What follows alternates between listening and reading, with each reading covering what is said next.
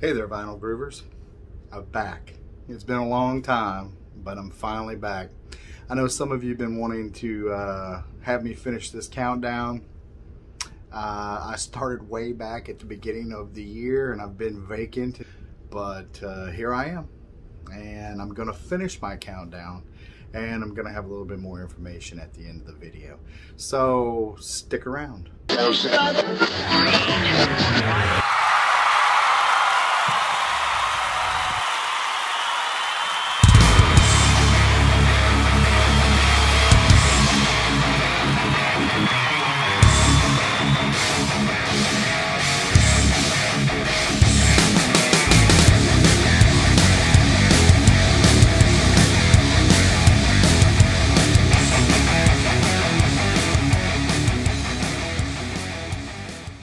So here I am, I'm back, and I'm going to be going through these albums. I know a lot of you have tuned in just to see what my top basically 19 are, since it's been so long. What I'm going to do is I'm going to count these down, because I know I owe it to you all to finish it out. I owe it to myself to finish it out, but either way, here we go. Alright, so my number 19 album is Michael Jackson's Thriller. Michael Jackson's Thriller, I know a lot of you are like, why number 19? It had a major impact on my life. I remember staying up really late trying to catch it on the radio to record on an audio cassette, because back in the day that's what we had to do when we wanted to catch a song and listen to it over and over again. We had to wait until it came on and then hit record on our cassette and make sure that we recorded it. I do remember waiting up, or not waiting up, but getting home from school and waiting until the Thriller video dropped on MTV. It was such a hyped moment, and it was just incredible. But that album had such iconic songs. I mean, when you have Eddie Van Halen on a song playing, I think it's a special album. So that's my number 19 album, Thriller. Most of you know what Thriller is. If you don't, go out and get it and listen to it, because it is an iconic album. Number 18. My number 18 album is Tom Petty's Full Moon Fever. This is one of the first albums I ever had on CD. Tom Petty was a trailblazer. I love Tom Petty. I love Full Moon Fever. There's tremendous songs on there. We're still hearing them on the radio. We still hear them in movies. So I think Full Moon Fever at number 18 by Tom Petty is in the right place for me, because it's something that I hold near and dear to myself, because I positively love the album. Be a little surprised at the next album. Maybe, maybe not. If you know me, you won't be. But if you don't really know me that well, then you might be. Especially looking at all the other albums that I've put in my top 100. This is number 17, and it is Tina Turner's Private Dancer. Private Dancer, iconic album. You know, what can you say about Tina Turner? One of the hardest working women in show business in the 80s. Trying to shuck her image with Ike Turner. Private Dancer took off. It went platinum. Just incredible album. I still remember the videos. I still remember it being used on Miami Vice. Huge Miami Vice fan here. So just about anything you see from or hear from Miami Vice, I'm going to attach myself to, because I love Miami Vice. But Tina Turner, her music, her lyrics, her whole persona on Private Dancer, phenomenal. Which is why I have that as my number 17 album. Number 16. Number 16 is the Ozman. Yeah. Ozzy Osbourne, Diary of a Madman. Some of you may go, well, why not Blizzard of Oz? Why not No More Tears? I happen to like Diary of a Madman because it has some of the more obscure songs that you don't hear on the radio all the time. Or you hear on Spotify or whatever. People don't really play that one as much, but it's every bit as good as all the other ones. And I think it really cemented him as being a musician with longevity. And, you know, it's Ozzy Osbourne. I could have picked any album by Ozzy at this point, but that's the one that means the most to me, so that's why I selected it at number 16. Number 15. Number 15 is an incredible band. I positively love this band, and it is Soundgarden, Bad Motorfinger. Soundgarden, Chris Cornell. What an incredible band. This Bad Motorfinger basically cemented Soundgarden as, you know, this amazing band. Number 14 album is Rat. Whoa, upside down and back around. Let's try that again. Rat, Out of the Cellar. Rat Out of the Cellar is a great album. I positively love Rat. When I think back to the 80s and I think back to, you know, going to transition from Michael Jackson to more heavy music, at least for myself, I kind of went pop and then kind of went into more of a heavier sound. Rat was one of those. You know, I kind of went back to Rat. It wasn't something I noticed when they first hit the scene. It was something that I kind of fell into, I guess. And once I heard Rat, I was sold. Round and Round, you know, I was sold on Rat. So love to be able to go see them in concert. We'll see what happens coming up with all these bands on tour after this COVID crap. I don't know. I keep looking at prices of concerts and just am boggled by the amounts that they want to charge. So I'll save that for another day. We'll talk about concerts and my take on that. But that's my number 14 album, Rat Out of the Cellar. I think it's 1984 is when it came out. But anyway, I digress.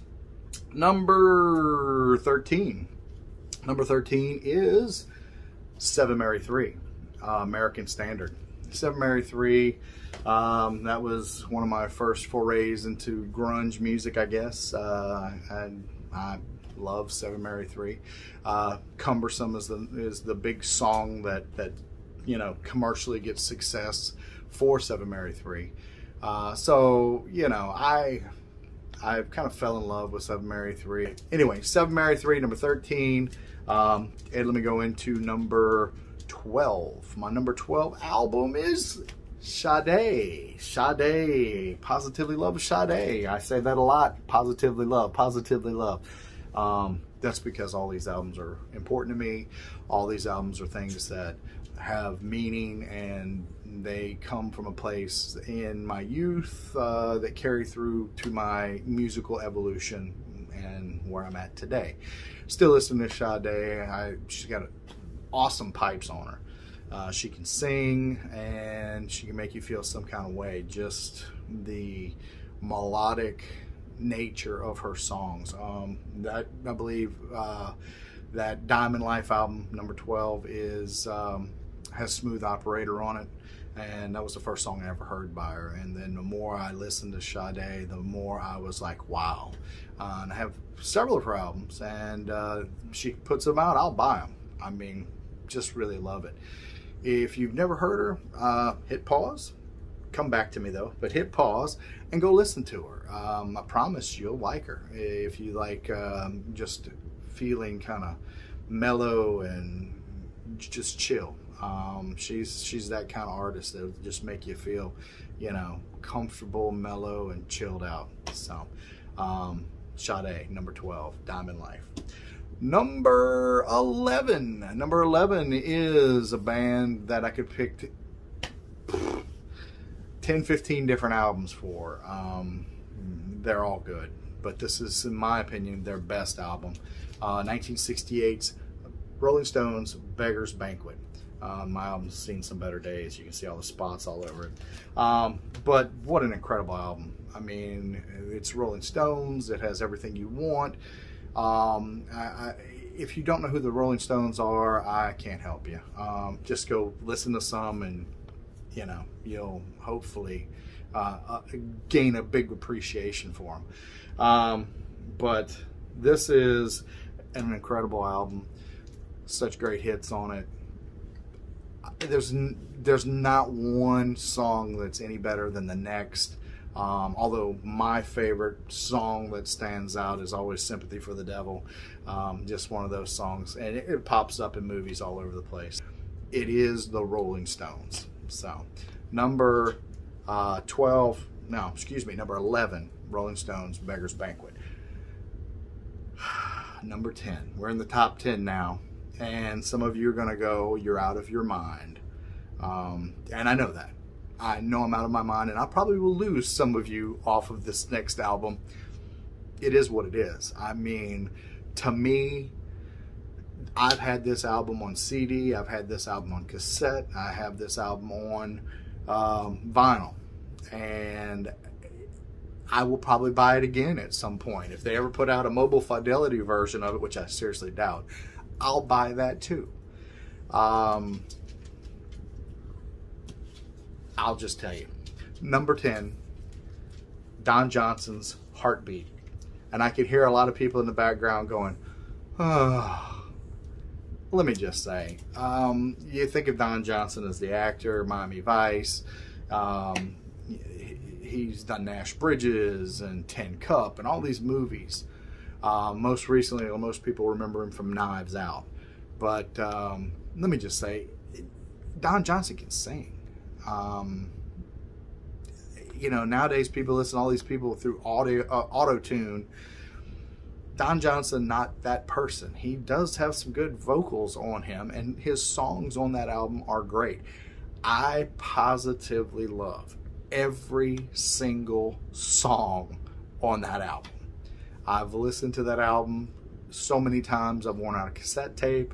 I've listened to it on CD in my car. I mean, my friends all know that I listen to Don Johnson's "Heartbeat," and they're all just like you out there right now going, oh, why is that number 10? Why not some? Because it means something to me. But Don Johnson's "Heartbeat" at number 10 is just, it makes me smile every time I think of this album. All right, number 9. Number 9 is an album that my friends and I, we used to listen to. We heard it. You know, I could have picked the earlier album that they did, many of their earlier albums, but I chose this one because it came out at the right time in my high school life. So it is REM's "Green." REM's "Green" is a great album. Has so many great characteristics to it. I'm gonna put my glasses on so I can actually tell you. You know, it has pop song, "Get Up," "You Are Everything," "Stand," "World Eater," "Pretend," "The Wrong Child," "Orange Crush," "Turn You Inside Out," "Hair Shirt," "I Remember California." I listened to every single one of those songs. "Orange Crush" was always a big one for me. "Stand" was great too. Yeah, there's some earlier REM stuff and some newer REM stuff that's really good. I'm not saying this is the definitive album of REM that you should go out and buy, but this is the album that meant the most to me out of the REM stuff. So that's why I picked it. Okay, number 8, I believe. Yeah, number 8, and this, another band that had a tremendous impact on my musical taste over the years, especially this album. And it's U2, "Unforgettable Fire." And just an incredible album. Just an incredible album. And any of the songs off of this album are incredible. But if you go online and you go to YouTube and you put in "Unforgettable Fire" and watch that music video, you'll see exactly what I'm talking about. I think U2 had some fantastic albums. Boy, Pride, just October. So many great albums over such an incredible career. But "Unforgettable Fire" is the album that really grabbed me and made me really appreciate U2 as a band. And for whatever reason, that one song, that one video, the music with the images just puts me back at that moment in time. If anyone's ever looking for a time machine, for me, it's Unforgettable Fire music video. Or I can even put on that album. It takes me back to that time too. So positively love it. Next album does the same thing for me. Number 7. Number 7 is The Police, Synchronicity. Police Synchronicity is an album that doesn't matter which side you put it on, by the way. It's on both sides. Police Synchronicity is an album that I think it was one of those that I got on a cassette from BGM Music or BMG Music, whatever it was. For a penny, you get all these cassettes. And that was one of the first ones I got, I believe. And I used to have a friend, Jason. We used to listen to lots of music, and Synchronicity was one of those that we listened to. I've got another one in here. We'll talk about that too. And Jason, if you're watching, you'll know exactly what I'm talking about. But The Police is an icon. Well, it was an iconic band. Sting, an incredible person. Just Synchronicity is the album for me. I'll listen to it over and over and over again.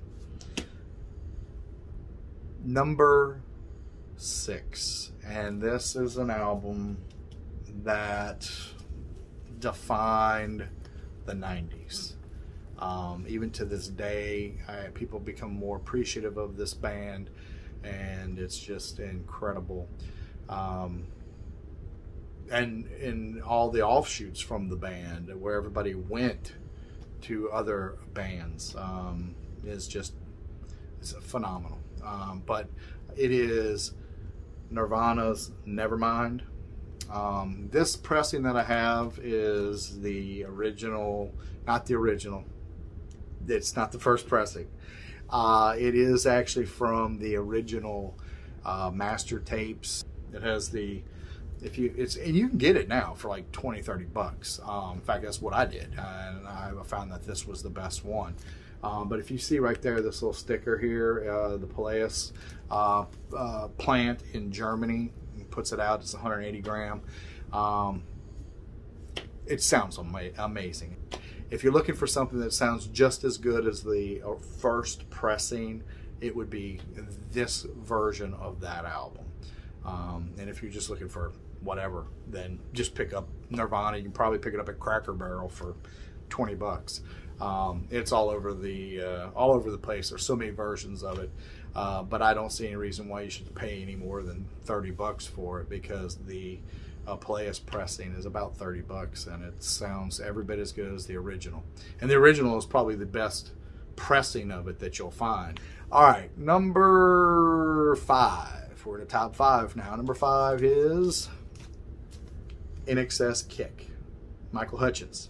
I mean, come on. This album is iconic, at least to me. I had it on CD, I've had it on cassette, I burned them both up by listening to them. Every single song on it is incredible. It is probably the last great In Excess album that they did.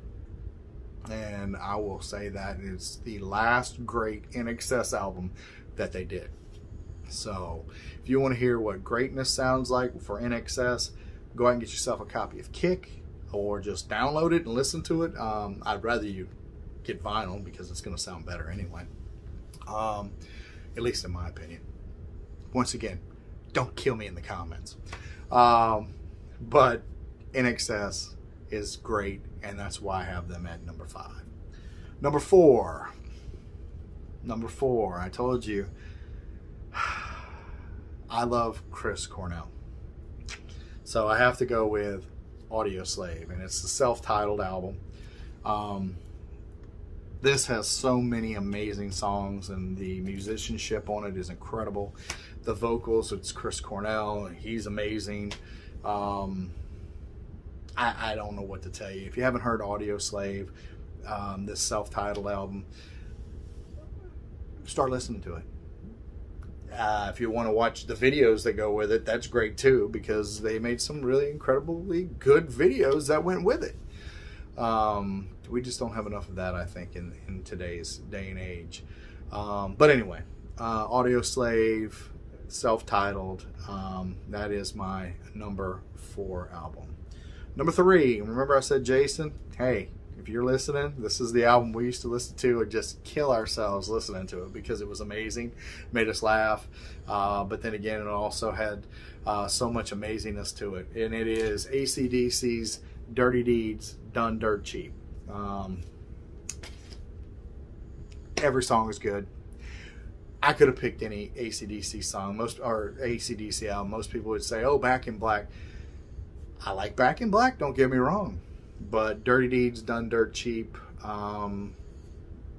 it has meaning for myself because I used to hang out with one of my best friends, Jason, and we used to listen to that, and it made us laugh. It made us just enjoy life. That's number 3, Dirty Deeds Done Dirt Cheap, AC/DC. Number 2, we're down to number 2. And some of you people out there are going to just, I'm going to hear a collective moan as to why this is not number 1. Because I know a lot of you out there are huge fans, as so am I. That was hard to say. But yeah.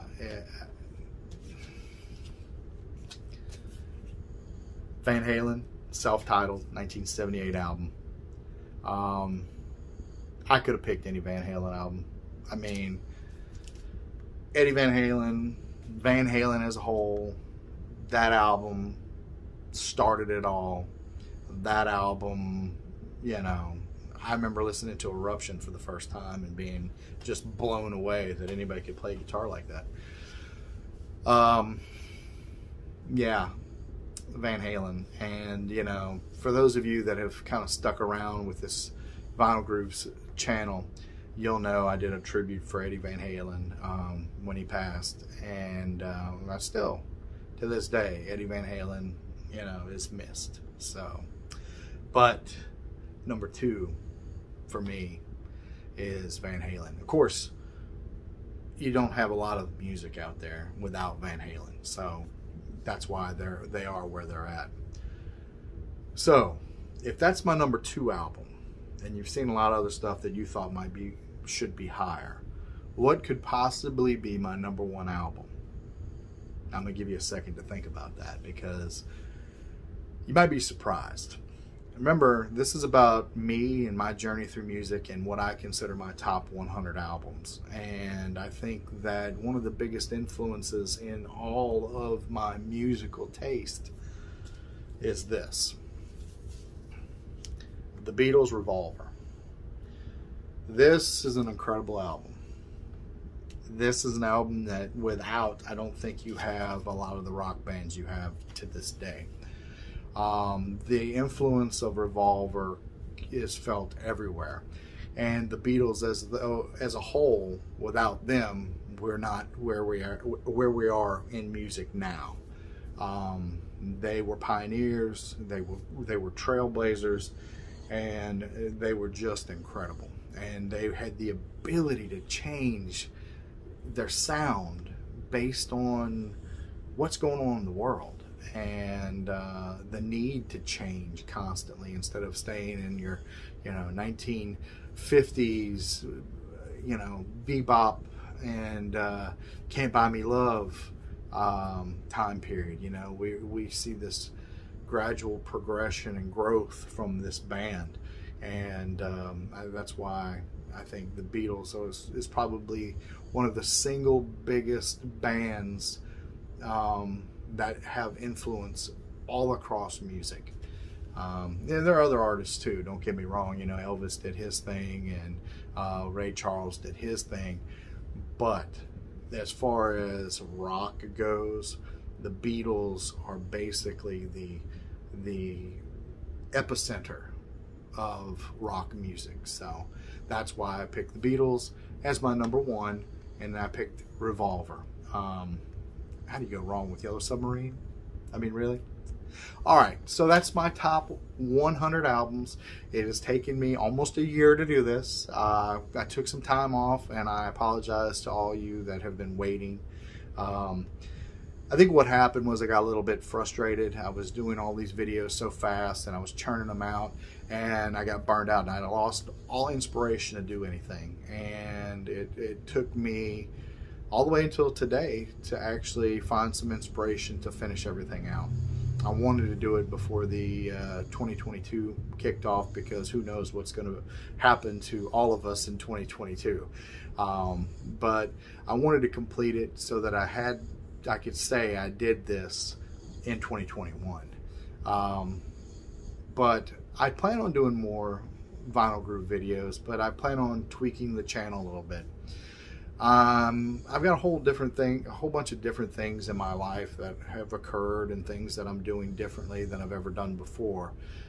From the way I eat to the way I spend money, to the way I approach work, to the way I deal with people on a daily basis. So my outlook on everything has changed, at least this year. And as I move into and I'm going to say it, as I move into being 50 next year, I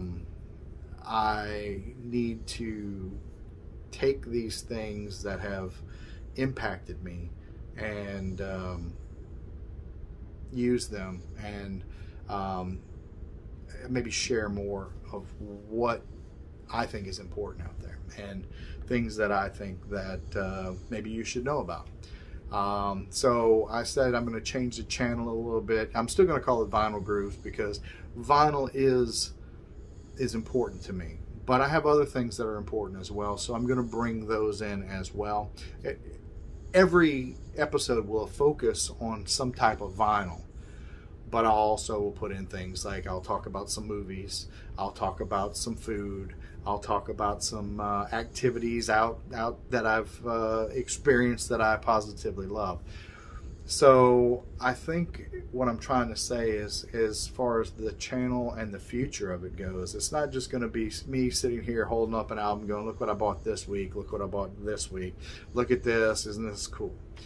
What I'm going to do is I'm going to focus on things, tell stories about the albums, I'm going to tell stories about what's going on in my life, and I'm going to make it more of a video journal, more so than just, oh, look at me, aren't I special? Look at this first pressing. While I think that's awesome, and I want to put that out there for a lot of you, I also want to include stuff that's important that's going on in my life as well. Not that most people care, but at some point we all look for some type of longevity in our lives, something that people can remember us by, and you know, maybe 30 years down the road people will still have access to YouTube, and if I still am gracing the planet at 80, you know, people will be able to take a look at how I thought and felt, and impacts on my life, and all of that. So that's where I see the future of the channel going. If you're not interested, I'm sorry, but I'm going to head that way. But I'm hoping to keep a lot of you followers, subscribers, because we're still going to talk about music, promise. But we're going to talk about some other things too. And I hope you enjoy them. I'm not just going to lay out my life in story form and make you bored out of your mind. I promise you it's going to be something that will interest you. And if it doesn't, I've tried. Either way, I hope to catch you on the next episode of Vinyl Grooves. You know, if you haven't found any good music that I've suggested, then what I recommend to you is you just go into a record store, pick one. You can even go to Walmart. They have plenty of vinyl albums in Walmart. Find something that looks good, put it on, spin it, turn the volume up, and I hope to catch you listening to some great music. I'll see you in 2022 with a whole new look. Bye-bye, Vinyl Groovers.